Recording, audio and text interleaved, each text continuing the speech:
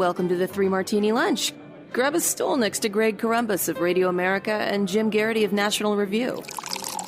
Three Martinis coming up.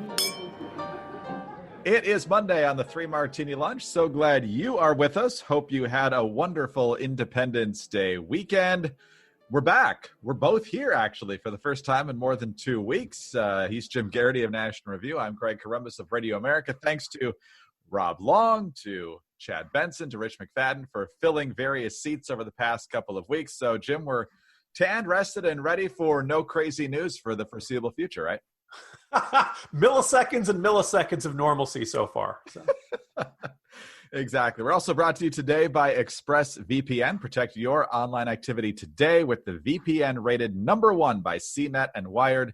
Visit our exclusive link at expressvpn.com/martini. All right, we've got good, crazy, and crazy martinis today. Let's start with the actual good, and it comes from the U.S. Supreme Court, which, yes, is handing down decisions in July.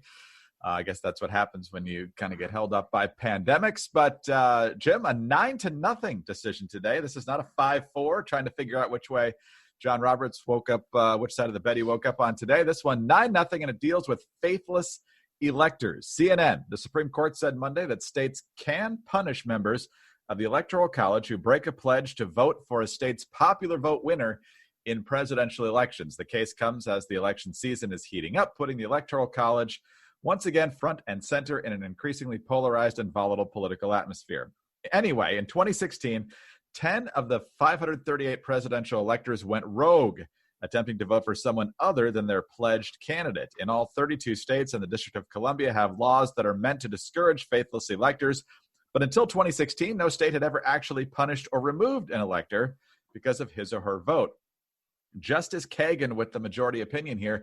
Today, we consider whether a state may also penalize an elector for breaking his pledge and voting for someone other than the presidential candidate who won his state's popular vote. I'm guessing some folks are going to have trouble with her masculine wording there, Jim. But nonetheless, they said Washington State, 3 Democratic electors voted for Colin Powell. One of them voted for Keystone XL pipeline protester Faith Spotted Eagle, and the court held up $1,000 fines for each of them.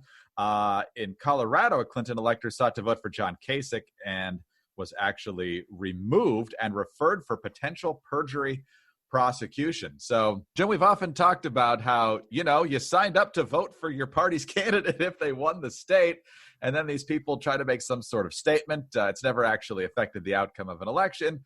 But I think we like this not only because it actually requires electors to do the job they were hired to do, but I think it'll also strengthen the case against this pact of blue states for whoever wins the national popular vote, when Kagan and the court are very specific here about the importance of who won the state popular vote. Yeah, this is a good decision. I think it's a needed decision. It's not often you see those 9-0 decisions, and when you do, it probably means it's a pretty compelling argument. Now, if this same decision had come up, well, first, I don't think this would have ended up going before the Supreme Court if we hadn't seen this slowly but significantly growing trend of faithless electors. I think there was somebody back in 2004 who wrote John Edwards as the presidential choice and John Kerry as the vice presidential choice. And it didn't really change anything. And so it just kind of turns into this historical footnote. And most of the time, you just kind of look at it. It's kind of an oddball. Okay, fine. Whatever that weirdo decided to do, it doesn't change the outcome. We'll just put that into the official record, and that's fine. But we saw something a little bit different in 2016. We saw the argument from folks who were so shocked and horrified that Donald Trump had won the election, the argument that Republican electors should not vote for him and that they should write it, they should decide to cast ballots for Hillary, they should, pick somebody else and all that stuff. Now, as you laid out there, Greg, you actually saw more Democratic electors who were supposed to vote for Hillary Clinton go rogue and decide, I'm going to, write in Colin Powell or something like that. And it's one of those things where, like, look, it is really not hard to imagine a scenario where if this trend kept growing, you could end up with really post-presidential election chaos where the American people thought they had voted for some guy and that person got more than 270 electoral votes. But it's close, maybe not a 269 type outcome, but let's say something akin to George W. Bush versus Al Gore, one where it comes down to only 3 or 4 electoral votes. And then all of a sudden, 3 or 4 people decide, hey, you know what? This is my chance to make history. And I just kind of feel like this is reflective of a cultural change we've seen, Greg, that perhaps, throughout most of American history, the reason you saw so few faithless electors was this sense instilled in everybody who was selected to be an elector, a sense of duty, right? You gave people your word. You are there. People voted effectively for you on the belief that you were going to vote for a particular candidate.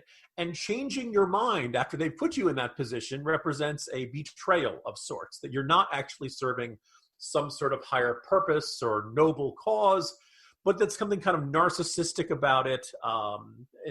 Ross Douthat has talked a lot about how people who are in positions of responsibility increasingly see their positions as a platform for what they believe in, instead of as a stewardship, instead of, their job is to take care of others and to consider what others' needs and desires and what they want are. It's not hard to imagine a scenario where we see more of this, where people start seeing being a presidential elector as maybe a good way to get a reality TV show or something like that, or turn themselves into little mini political celebrities of some kind. So whether these laws will, as a deterrent, will necessarily really stop it, I certainly hope it does.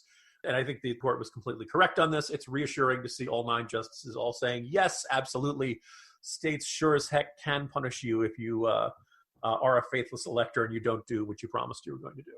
And so, Jim, just to follow up on this pact that's been going on mostly in blue states, obviously, that whoever wins the national popular vote should get the state's electoral votes. And I'm guessing that if this ever comes to the Supreme Court, it might not be a 9-0 decision, because sometimes politics intervenes in these verdicts. But do you think this is a good precedent for the constitutional side here? I think so. And again, one of those circumstances is that if you are a faithless elector who says, well, yeah, candidate A won my state, but candidate B won the popular vote, therefore I'm going to cast my ballot for B. You're basically saying the will of the rest of the country matters more than your state. Except you weren't selected as an elector for the whole country. You were selected as an elector for your state, for your candidate. And I think it just kind of represents this sort of people who are kind of comfortable with sort of a bait and switch mentality towards life. I will say whatever I have to say, do whatever I have to do to get into a position of power, and then I will completely forget everything I said, all my pledges, all my responsibilities, and I'll just do whatever I want, which is a mentality I think we need to stamp out in this country rather than pouring gasoline onto the fire. I think a $1,000 fine might need to be stiffened a little bit for some of these folks. I'm not sure that's the world's greatest deterrent. But hey, let's talk about other types of deterrents, and that's people trying to hack into your internet and folks trying to figure out where you've been online. I know a lot of you are thinking about different times that perhaps you've Googled the electrician that you need to come to your house. So who would be a good one in our area? Now, the next thing you know, you open up your inbox for your email, and there's a bunch of sidebar ads for electricians or plumbers or whatever you need, or looking for gifts for people, but you don't want them to know what you've been looking for, and that starts popping up in your social media feeds and everything else. Well, there's a way to make sure that doesn't happen to you, and also to protect everything that matters to you when you are working online, like your banking and other things, and that's ExpressVPN. Most of you are probably thinking, why don't you just use incognito mode when you're trying to keep the world from knowing exactly what you just searched for? But let me tell you something. Incognito mode does not hide activity. It doesn't matter what mode you use or how many times you clear your browsing history. Your internet service provider can still see every single website you've ever visited. And that's why, even when you're at home, you should never go online without using ExpressVPN. It doesn't matter if you get your internet from Verizon or Comcast or any other ISP. Internet service providers in the United States can legally sell your information to ad companies. ExpressVPN is an app that reroutes your internet connection through their secure servers, so your ISP can't see which sites you're visiting. ExpressVPN also keeps all of your information secure by encrypting 100% of your data with the most powerful encryption available. Most of the time, people who are using the internet who have ExpressVPN don't even realize that they have it on. It runs seamlessly in the background and is so easy to use. All you have to do is tap one button and you are protected. ExpressVPN is available on all your devices, phones, computers, even your smart TV. So there's no excuse to not use it. Protect your online activity today. You can do it right now with the VPN rated #1 by CNET and Wired. Visit our exclusive link, expressvpn.com/martini, and you can get an extra 3 months free on a 1-year package. That's ExpressVPN, expressvpn.com/martini, expressvpn.com/martini to learn more. All right, Jim, on to our first crazy. And, you see these memes on social media and elsewhere when a new month comes in. I think the one for July was, hey, July, welcome. Just sit there in the corner and don't cause any trouble, right? Because we've seen a lot of crazy things happen throughout 2020, from the destruction of statues to the pandemic and all sorts of other things going on here. But now we've got bubonic plague. So July did not behave. BBC. According to authorities in China, they've stepped up precautions after a city in the Inner Mongolia Autonomous Region confirmed a case of bubonic plague. According to state reports, the patient, who is a herdsman, is in quarantine and in stable condition. Officials said they were also investigating a second suspected case, according to China's Global Times. The good news, of course, is that this isn't the 1300s. The bubonic plague, once the world's most feared disease, can now be easily treated. But, Jim, just because it's easily treated in most parts of the world, I'm not sure in outer Mongolia or inner Mongolia, whatever this is, doesn't mean it's not going to potentially take some lives. And it's also coming at the same time where Fauci's out there saying, oh, hey, the coronavirus has mutated, so now it's even more contagious than it was before. So good times to start the new week on the epidemiological front. Yeah, we should, clarify, at least as far as we know so far, not more lethal, but more contagious, which is still pretty darn bad. Greg, I got to point out, first of all, as you're reciting the litany of calamities of 2020, it says something about the year that you didn't even mention: murder hornets. Because it's not just that they can, the name Murder Hornets. That's some championship branding there. Nothing. It's not even a aggravated manslaughter hornet. It's a murder hornet. And they have these little angry orange faces that are scary as all hell. But apparently we're not worried about them anymore. Now, when you suggested this topic as something we could talk about today, my first thought was that you were talking about the G4 Eurasian avian-like H1N1 virus that they discovered in pigs in China, that have, quote, the essential hallmarks of being highly adapted to infect humans that they discovered earlier in July. But that's different from this Mongolian bubonic plague outbreak. So China, 3 for 3 in terrifying contagious diseases so far this year. Although I guess technically the SARS-CoV-2 counts as late 2019. Just don't leave your house ever, America. No, I'm just kidding. It's not quite that. And thankfully, these latter two are not quite as bad. But look, if 2020 has had any lesson, it's don't put too much faith in the Chinese government's ability to contain a virus. That's like putting Ghislaine Maxwell in the same building that Jeffrey Epstein was in. What could go wrong, right? Jim, murder hornets has caught on, I think, largely because we haven't really seen a major problem with the murder hornet so far. But, we've got these professional sports franchises who are now reassessing their mascots because of the current climate and the culture, Redskins and the Indians. Do you think one of them ends up with murder hornets? Oh, my goodness. That'd be awesome.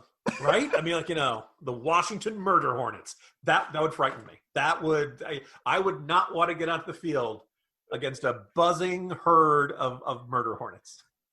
Should rename the basketball team immediately. Just make it much scarier and tougher. That's right. Michael Jordan, get on that. Big orangey yellow and black color. That'd be pretty scary. That'd be great. Think of the giant, lovable, huggable mascot, Yes. It's a strange year when the bubonic plague is the third least concerning issue coming out of China on the health front. So, oh, man. But, the other NFL news I saw today, Jim, is that the NFLPA, the union, they don't want 11-on-11 drills in camp. So these teams are going to be totally ready for opening day. All the excitement of preseason football in the regular season. All right, let's move on to our final martini, our crazy martini here. And let's keep talking about sports because, with the NFL doing its thing and other sports trying to get back on schedule here, the NBA kind of went back and forth on what to do with reopening. There's some players who aren't going to be part of the reopening, but pretty soon, if they're not on their way already, the teams that are still in contention for playoff spots and so forth are going to be headed to the Orlando bubble. not the Orlando Magic. I mean, they're literally a bubble in Orlando where they're going to house all these people and let the season play out.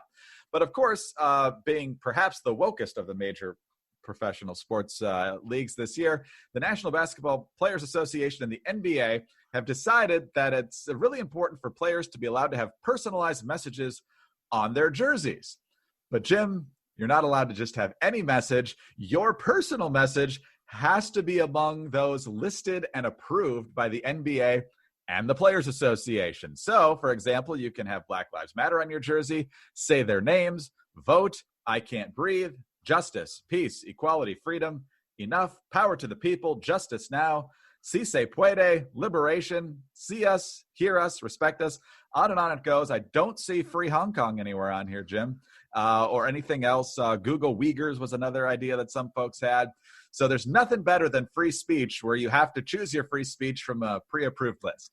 I was about to say, it's freedom from the menu options. We're enabling you to say what you really think by giving you a pre-approved select options that you're allowed to choose from, because they've test marketed and all that kind of stuff, and won't anger our masters in Beijing. Oh, I shouldn't use that term. Our corporate, heavily influential financial sponsors in Beijing. I think this obviously makes a mockery of the concept of freedom of speech. Look, in a lot of these cases, a lot of these, maybe you believe these are noble causes, maybe you believe they're not so noble causes at all. I don't think there's any dispute now. This is now corporate marketing. This is now branding. This is now basically a way to attract good public relations, to hopefully build some credibility and support amongst younger consumers. If I wrote about this a couple of days ago. Check how many African Americans are on the board of directors of Nike. 0. Check how many minorities are on the board of directors of Adidas. 0. Whether or not our friends on the left recognize this, they have been completely co-opted by some of the most powerful and lucrative institutions in America, arguably in the world, and they've had it turned into a brand. They've had it turned into a marketing thing. And the fact that everybody in the NBA seems okay with this, and the fact that nobody in the NBA seems to think that there should be if you're going to have the freedom to put slogans on the backs of your jerseys, you should be able to put whatever slogan you want to put on it. You don't want the idea like, no, we've decided that none of these will irritate our advertisers. That's this is basically a simulation of freedom of speech instead of actual freedom of speech. But I think it says something that everybody's basically going to be okay with it, because what's important to them is to appear to be supporting freedom of speech, and instead of having the actual messy freedom of speech that might cost them a sponsorship of the Chinese market or something like that. Courage. It's all about courage, Jim, here in the NBA. Courage in carefully controlled circumstances.